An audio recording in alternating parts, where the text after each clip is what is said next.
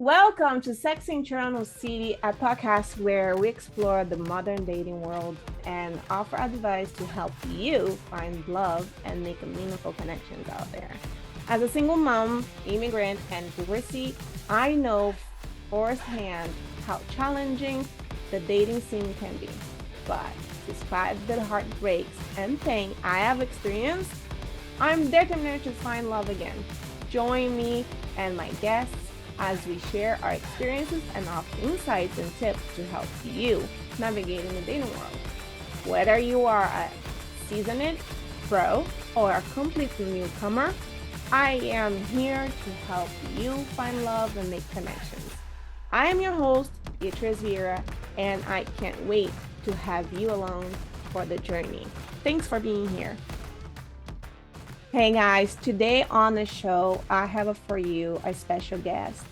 It's not her first time. She has been here before, and I love her to pieces. I love that she's transparent, she's real, she speaks the truth, she's not ashamed to say what she thinks, and she's a fighter and a survivor of this world, a patriarchal world of a man misleading woman. And today, I have for you Hannah Spank.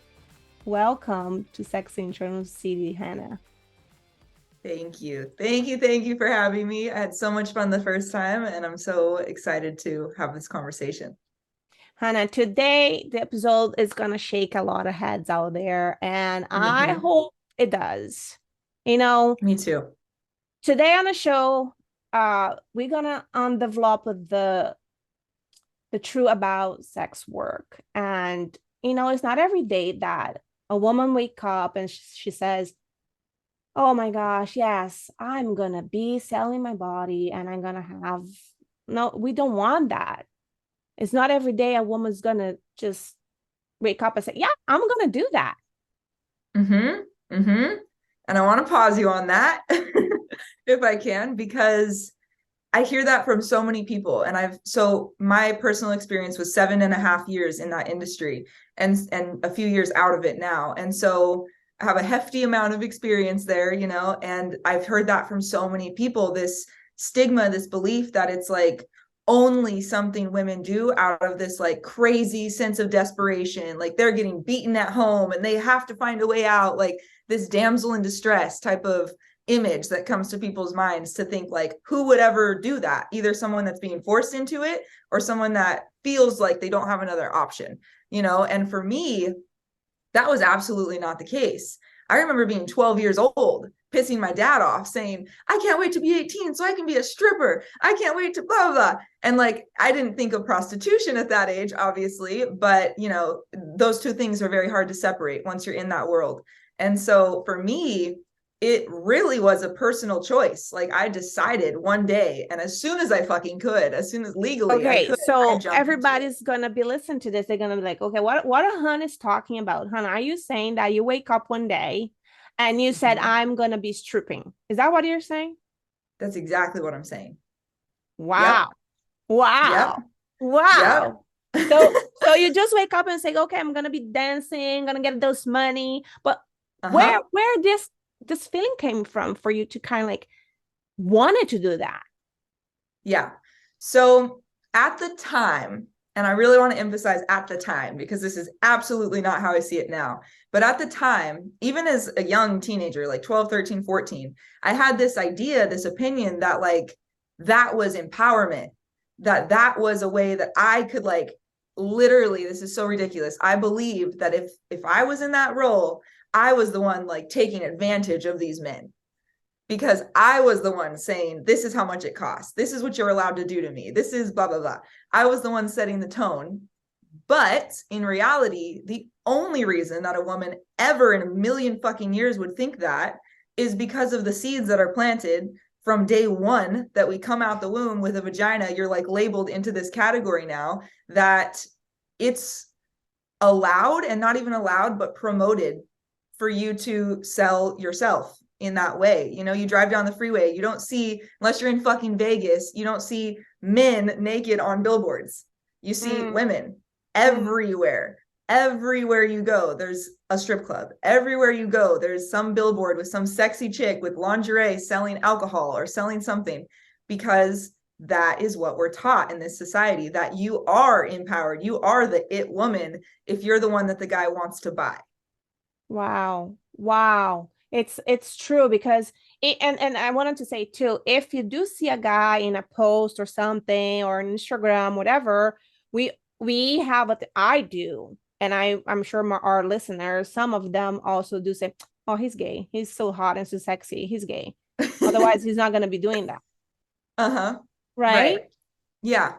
Yeah. Or they'll think like, it's because he's hot and that's why he's doing it. And like there's this weird like disconnect between sex and a guy being shirtless on a perfume ad or something. But if you see a woman in lingerie with a perfume ad, it's immediately something that's sexual. You know, it's something that has a tone to it that's like, it's for the male gaze. You know, that's what they're selling. You know, it's interesting that you say that, because even in my country, if you're gonna have like an ice cream cone, you cannot just hold it, the cone, and just lick at it. You can't do that. You need to get a spoon, even if you have like in a freaking cone, and scoop it out and eat it from the spoon, because men in Brazil will be they're gonna be like, oh my God, how does she lick and her lips, how is going? Isn't that fucking crazy that even the most simple, like, so we are sensual beings. All of us are sensual beings. And like that word, it pisses me off, honestly, how polluted that word is, that people immediately think of something erotic when they hear the word sensual, when really sensual means sight, touch, taste, smell, and sound, you know? And so our senses, we are born with them, you know, as many of them as you're born with. It's a gift. That's how we live our lives. We experience life through those senses. And something as simple as tasting what you're eating as a woman in a female body is sexualized in this culture. Yeah. You are, I love this episode so much. And I wanted to thank you in advance for taking the time and really going deeper in this. I know it's sometimes, you know, just visit the past may be a little bit painful, or, you know, it's not always fun for some people. But I love how you are transparent, you're brave, you're just like, yeah, let's do it, Bia, and let's get that done. Let's get the message out there. And like, okay, you decided. So when you decide to do that, were you living with your parents, or how was your situation in that time? Yeah, so actually the very first time I ever did anything ever in that realm was at 16. It was before I could even walk into a strip club legally. And I made an ad on Craigslist when Craigslist personals was still a thing. And this was before like Craigslist killer documentaries and shit, you know? And I made an ad. I didn't put pictures of myself because I was too afraid, but I like listed my body type, listed my features and stuff. And this is the thing that like now I've recovered from it so much that there's some distance. It doesn't pain me to think about immediately, but this was hard as fuck to really face for a long time of like, I did that to myself. Holy shit. I was going on a school trip. I graduated really early. This was like a month before my graduation at 16 years old from high school. I was going on a school trip, graduation trip to Disneyland.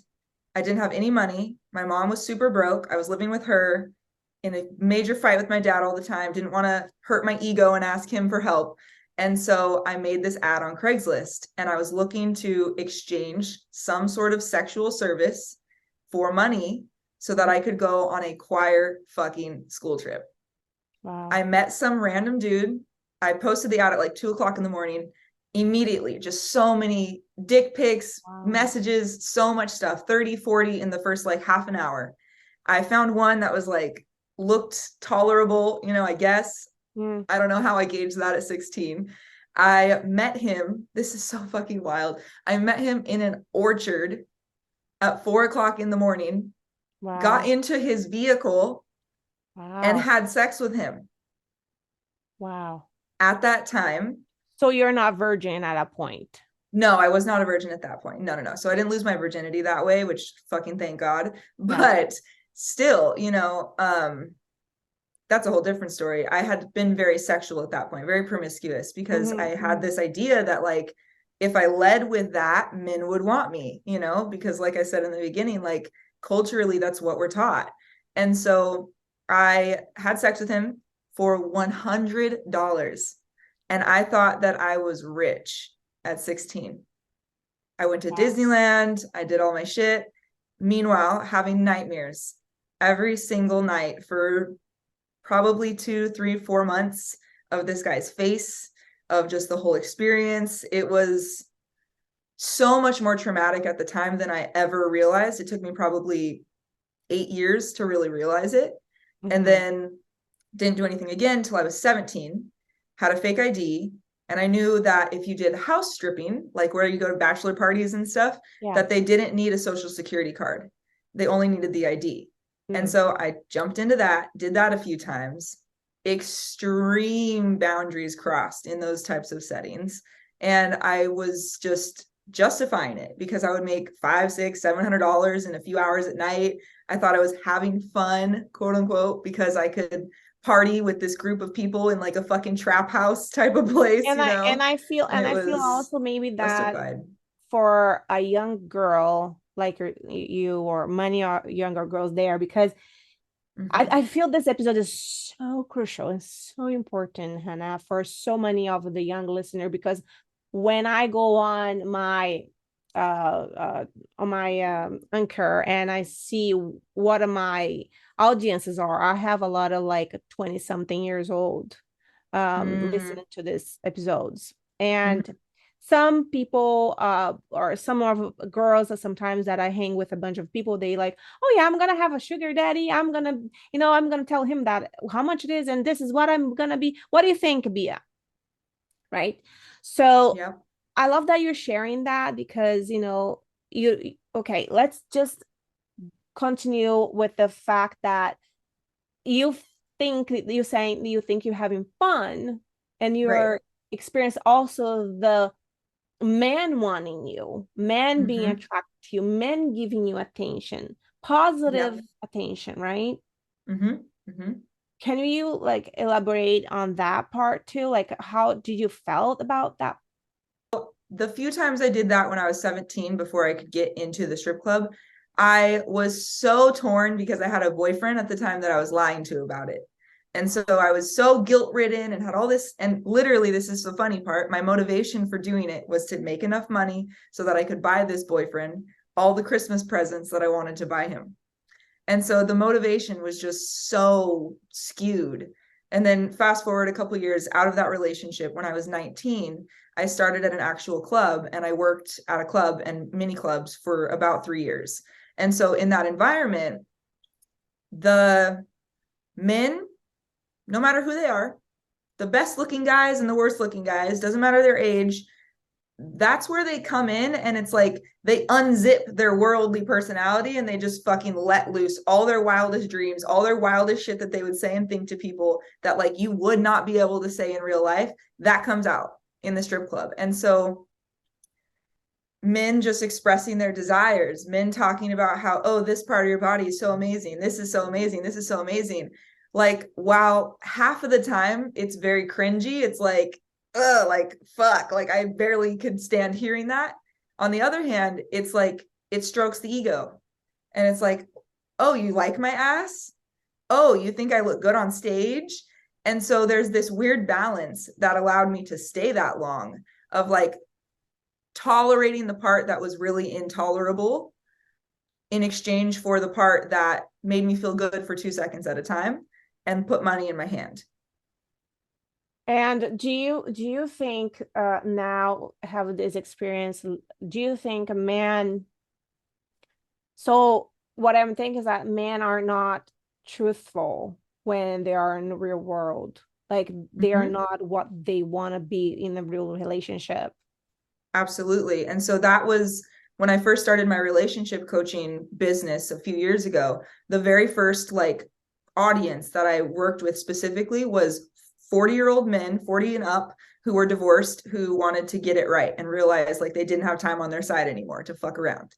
And that was who I targeted initially because I knew them. so intimately from a very unique perspective of why their relationships were failing, what they actually did want, and what they were not communicating to their wives, their girlfriends, their people at home. They would Why come do into you the strip think they club. don't do that?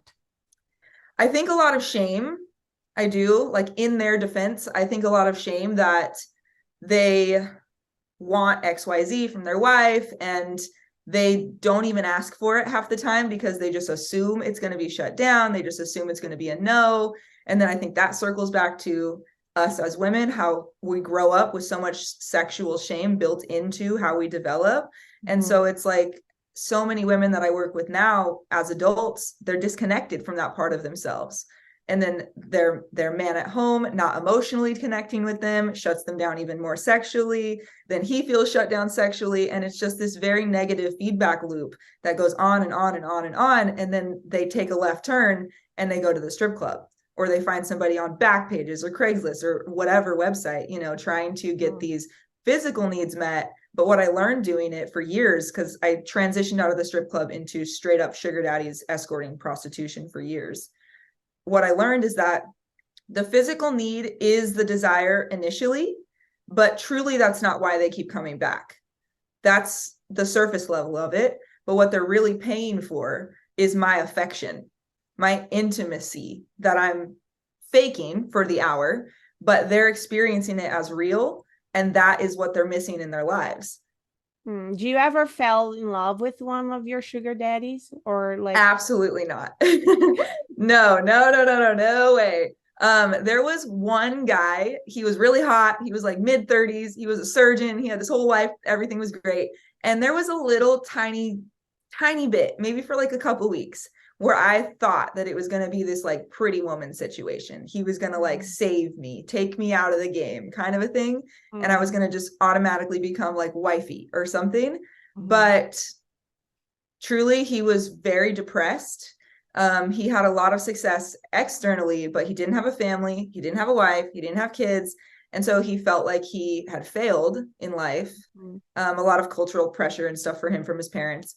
And so, again, the reason that I was there, once I finally realized, like, why is he having me here when he has all this success? He's not hurting for women. The reason he was having me around is because he was in so much pain.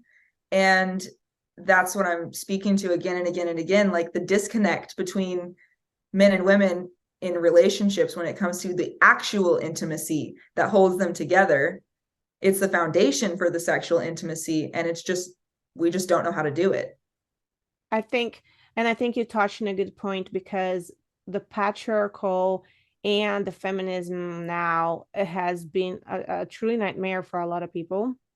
Yeah. I would say, personally, for me, what affects me is that um I'm all for equal rights when it comes to, be respected, be same paid. When you walk in the street, have like a man drooling after Right. you, kind of, treating us as a piece of meat, that kind of stuff. But when it comes to now dating this feminist, patriarchal, whatever world that's going on out there, I feel that I don't connect with people, because my expectation is that man will behave on his masculine energy, and that I will behave in my feminine energy. So when I often go out now, men expect me to pay half of the bill on the first date. They don't open doors anymore. There's this, I don't know, this sense of that, oh, you are a feminine, like you are a feminist woman, you are in a 2023 world, you can open yourself the door, and you can, like, no, on my daily basis, I do all of that for my family. I have to be in my masculine energy to provide as a single mom. And when I come to find a partner, I wanted to feel fragile, that I can allow myself to be feminine, and feel that he's there and he get it. He, change the tire of a car. I do that, but I don't want to do it.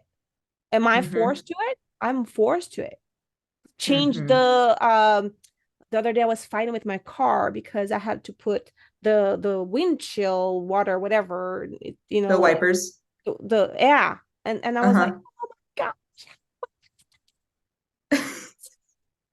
Uh, And then there is no more liquid to wipe it off the snow, whatever. I have to figure it out how to open a broken nail. I'm like, it's good energy, but I have no choice. right.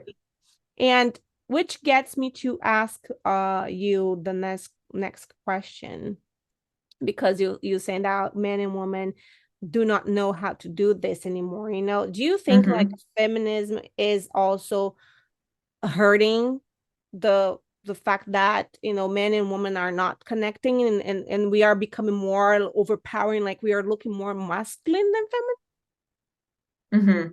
So I have a super strong opinion on this. Personally, I found radical feminism about 6 months ago or so, and like really, really dove into it.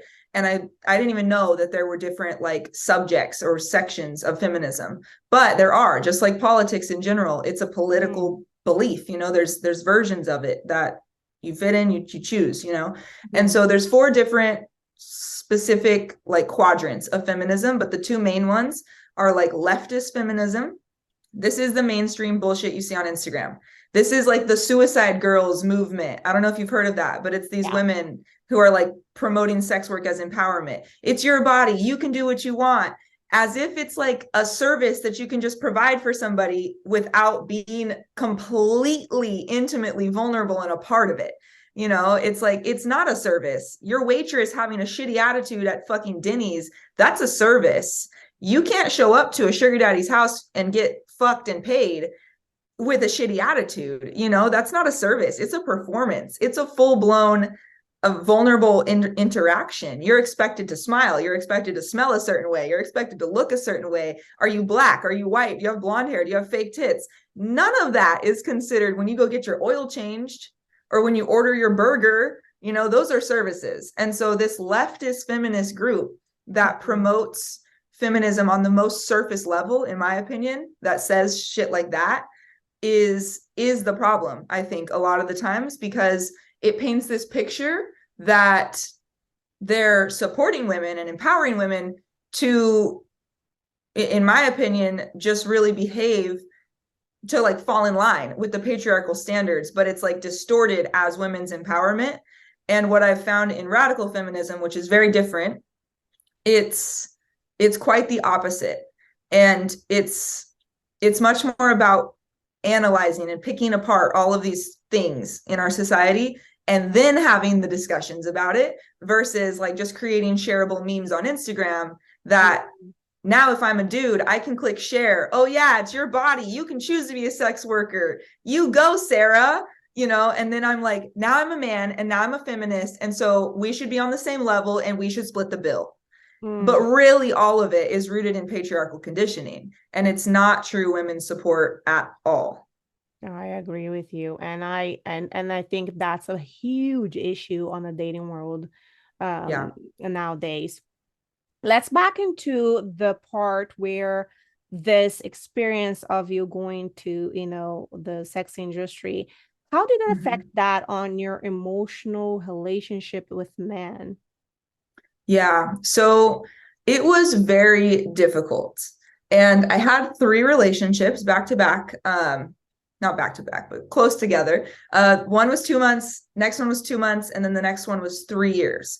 And so I like consciously tried different approaches with all 3 of them, because it had kept failing. It kept being something that sometimes guys would be like just completely a no to from the beginning, which now I respect the most, because they were clear about what they were not willing to tolerate, and some men were really into it, which now I would see as a complete red flag, versus my thought at the time of like, oh yeah, this guy's cool. He supports me, but really he supported me selling myself, which is absolutely not support.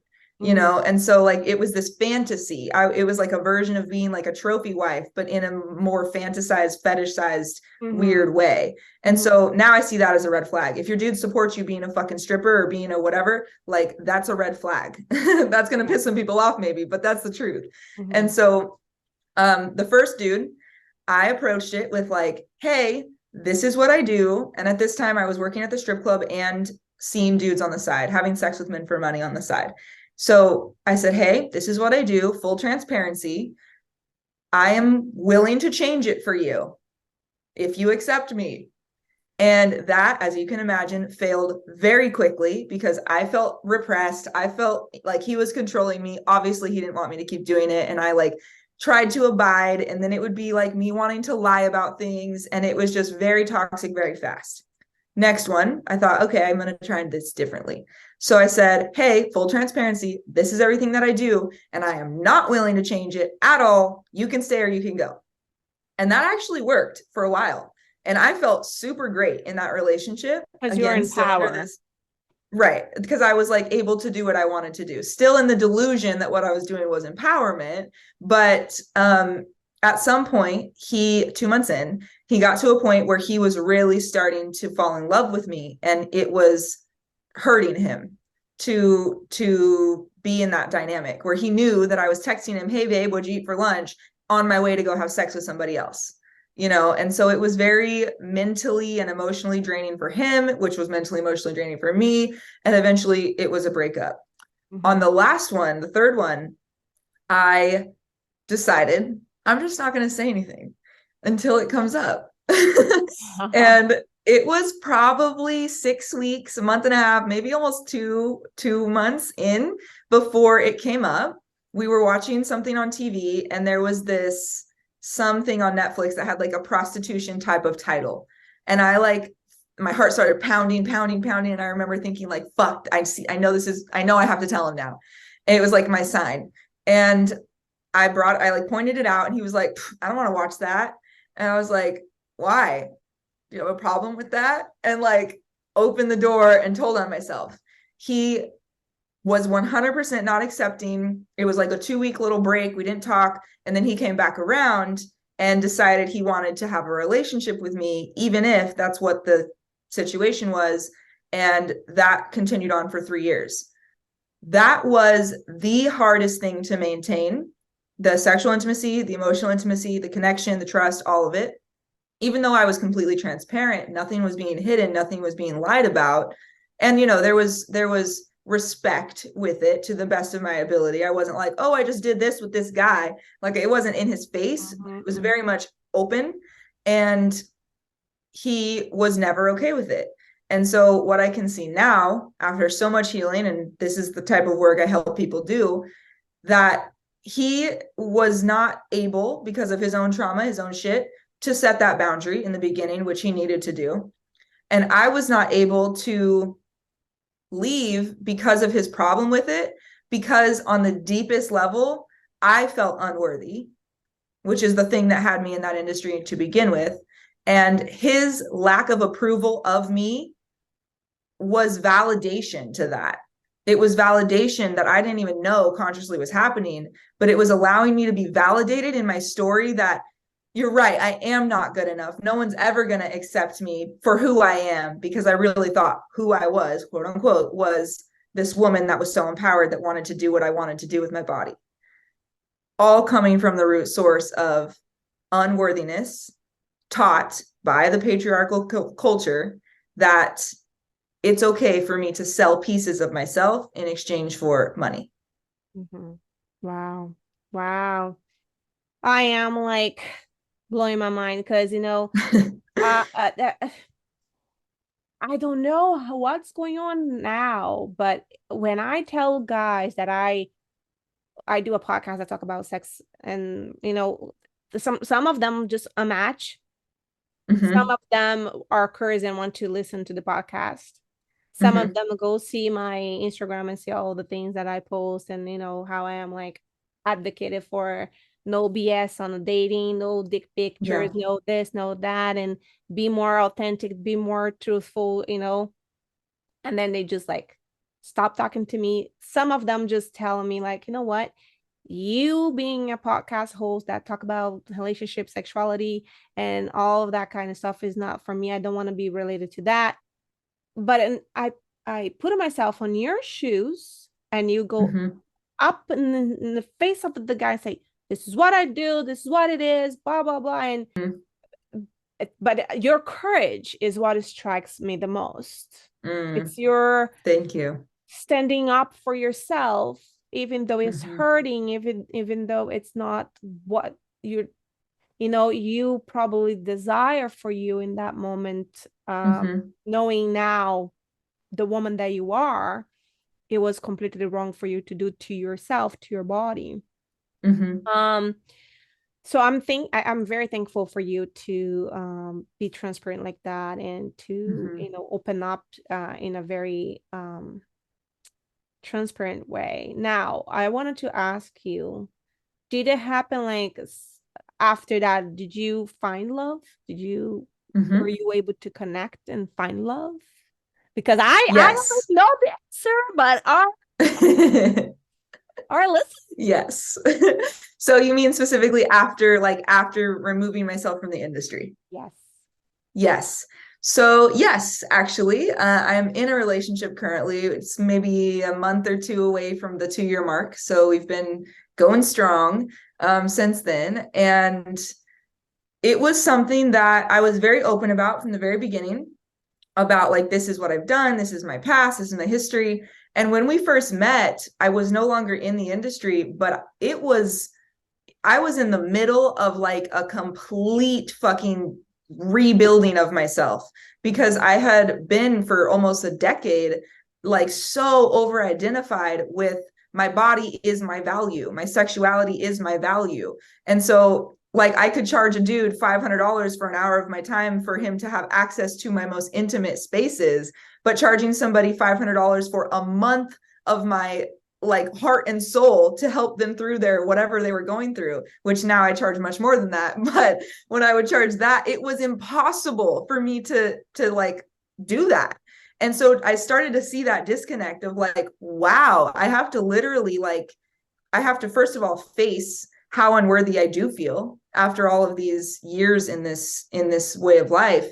But then I have to completely like rebuild that from the ground up and like understand my true value and disentangle it from my sexuality, and realize that what I can offer somebody from this perspective of healing, of coaching, of the true guidance that we all need is so much more valuable than anything my pussy could do in an hour, you know? And so like I was in the midst of that whole reconstruction process for myself when I first met him. And in the last 2 years, we've both grown and changed a lot, but I'm super thankful. Our relationship has really been a safe container and a big enough container, conscious enough container for all of that change to happen. And so there's been very hard times for sure with some of the triggers, some of the things that have happened with my own healing process and all of it. But he has never been anything other than supportive.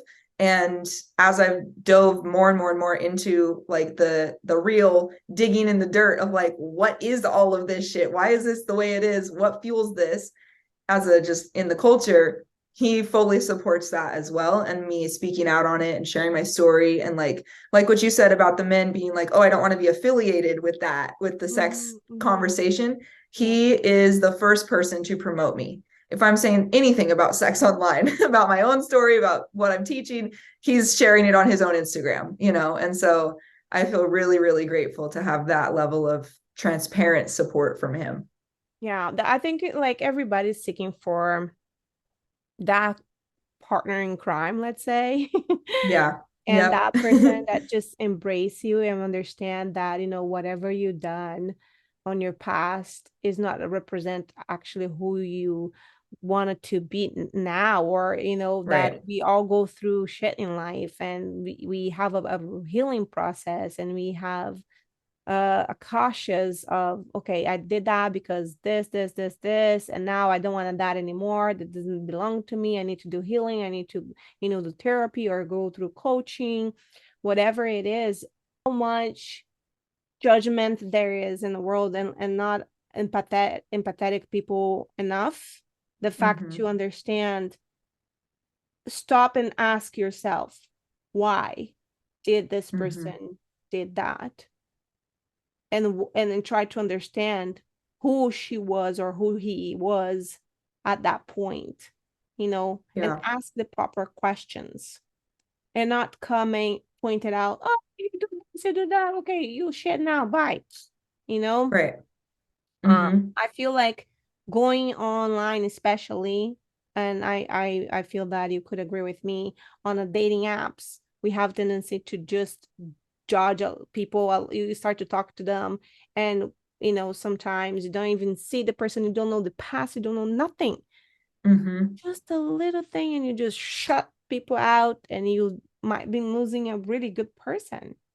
There's Yep. no tolerance here. I don't know the word really, because right now I'm like missing the words, but I feel like I dating it's a nightmare for me, and I don't know Mm-hmm.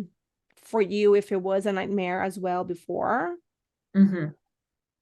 For me, well, my story with this partnership that I'm in now was very, very unorthodox, unplanned. Like I was fresh out of that last 3-year relationship, like fresh, like a few weeks. And I was not looking to date, not looking for shit. And it was this very like spiritual star-crossed lovers type of thing that went down. I was on Facebook. Um, this is actually kind of funny when I tell my clients this as I'm helping them with their own dating profiles, that I have never dated online before personally. Like I have for sugar daddies online, but I've never dated for real Real, with an app yeah. or something, but I saw him on the people you may know section on Facebook, and it was just this like, what the fuck, like feeling in my heart, like, oh my God. And I clicked on his page, immediately was on his Instagram because it was like linked together.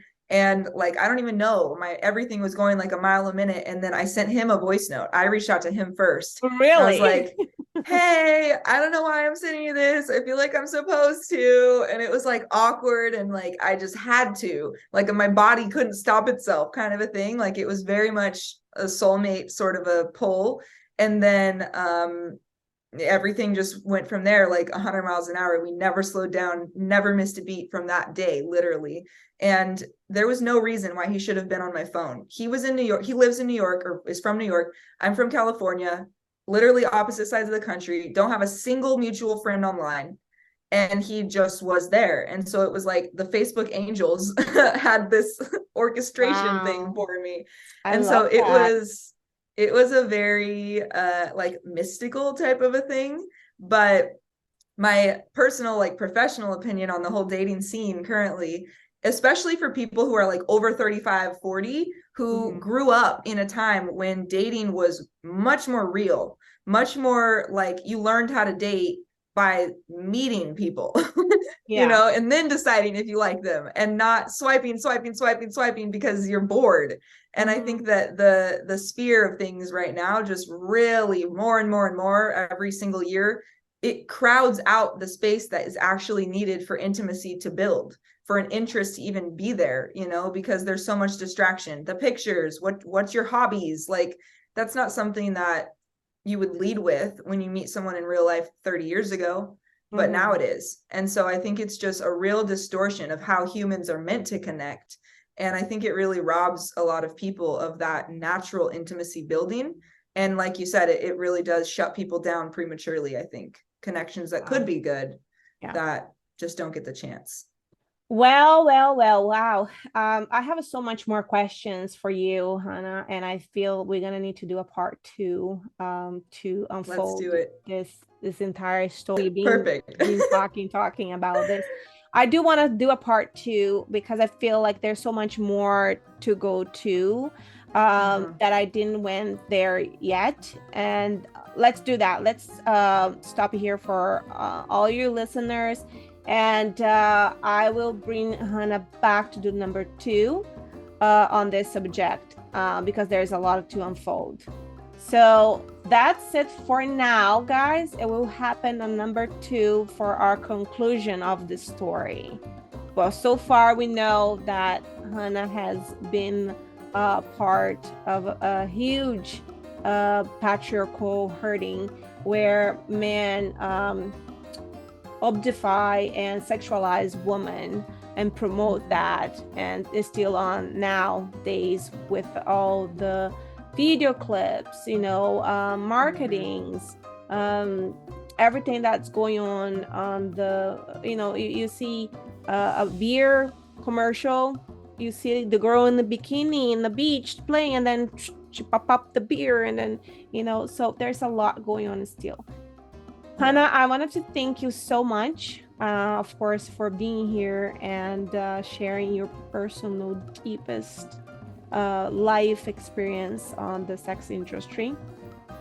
And I know this is not a easy thing for you to do, but you become so much more than that story. That's a part of your chapter. You still a full book to read and pages to write still.